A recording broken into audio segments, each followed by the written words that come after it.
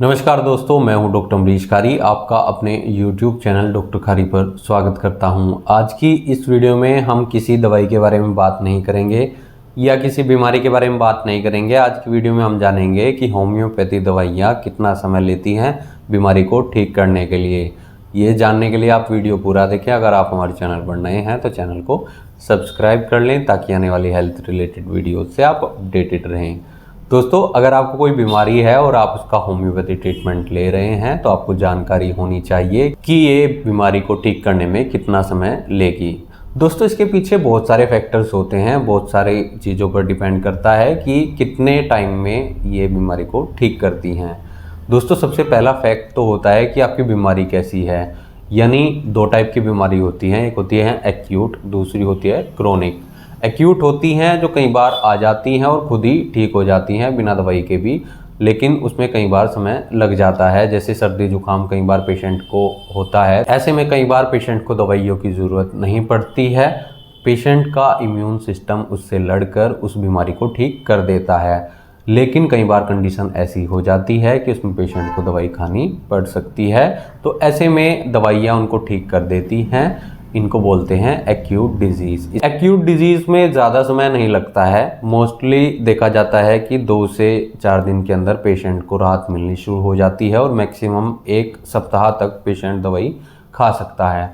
अगली ही इसमें जो बीमारी होती है वो होती है क्रोनिक डिजीज़, यानी पुरानी बीमारियां जो दवाइयों से ही ठीक होती हैं। यानी पेशेंट उन्हें कई बार बिना दवाई के 1 महीना, 2 महीना, 6 महीने या 1 साल तक खींच देता है, तो वो क्रोनिक कंडीशन में चली जाती हैं। तो ऐसे में आपको समय ज़रूर लग सकता है। वो बीमारी पर डिपेंड करता है कि कौन सी बीमारी है और कितने समय से चली आ रही हैं। ऐसे में यूजुअली देखा जाता है कि 3 से 6 महीने तक पेशेंट दवाई खाता है, तब जाके वो बीमारी ठीक होती है और समय पर अपनी दवाइयाँ खानी होगी। तो अगले फैक्ट की अगर हम बात करें तो पेशेंट के ऊपर डिपेंड करता है कि पेशेंट क्या टाइम पर दवाई खा रहा है, क्या डॉक्टर के द्वारा बताए गए निर्देशों का पालन पेशेंट कर रहा है। यानी पेशेंट को अगर कुछ फरेज बताए जाएं और पेशेंट फरेज ना करे तो ऐसे में दवाइयों का असर कम हो जाता है, जिससे पेशेंट को समय ज़्यादा लग सकता है। जैसे मोस्टली क्या होता है कि होम्योपैथी ट्रीटमेंट के दौरान पेशेंट को हम कॉफ़ी,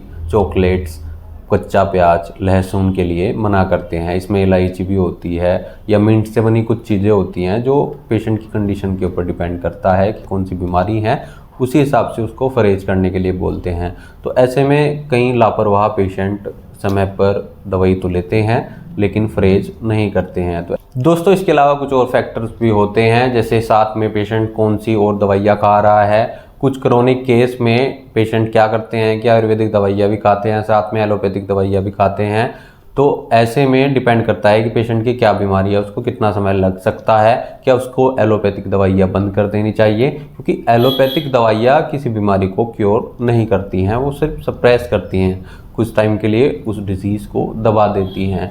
उसके बाद पेशेंट की ये कंडीशन फिर दोबारा उभर कर आती है, जिसे हम होम्योपैथी दवाइयों से ठीक कर देते हैं। इसके अलावा और कुछ भी कंडीशंस होती हैं, जैसे एग्रावेशन, एम्बलोरेशन। यानी कई बार होम्योपैथी में क्या होता है कि त्वचा रोगों पर अगर दवाई दी जाए तो वो कुछ रोग बढ़कर आते हैं, यानी सिम्टम्स बढ़ जाते हैं कुछ समय के लिए, फिर धीरे धीरे कम होते हैं। तो ऐसे केस में पेशेंट को सब्र रखना होता है। और एम्बलोरेशन यानी पेशेंट के कुछ समय के लिए वो रोग दब जाते हैं, कुछ सिम्टम्स दब जाते हैं, फिर दोबारा परेशानी आ सकती है। तो एक बार अपने डॉक्टर से कंसल्ट ज़रूर कर लें कि आपको कितना समय लगेगा, कितने टाइम में आपको दवाई खानी होगी। ऐसा नहीं है कि आपको कुछ टाइम के लिए तो आराम मिल गया फिर आपने दवाई बंद कर दी। डॉक्टर की सलाह के अनुसार ही आपको दवाई खानी होगी। ऐसे में आप अपने डॉक्टर के टच में ज़रूर रहिए, नहीं तो दिए गए व्हाट्सएप नंबर पर हमसे संपर्क कर इलाज या सलाह ले सकते हैं अगर आपको कोई ऐसी बीमारी है। तो वीडियो देखने के लिए धन्यवाद। चैनल को सब्सक्राइब करें, कमेंट सेक्शन में बताएं कि हमारी वीडियोज़ आपको कैसी लगती हैं। Thank you.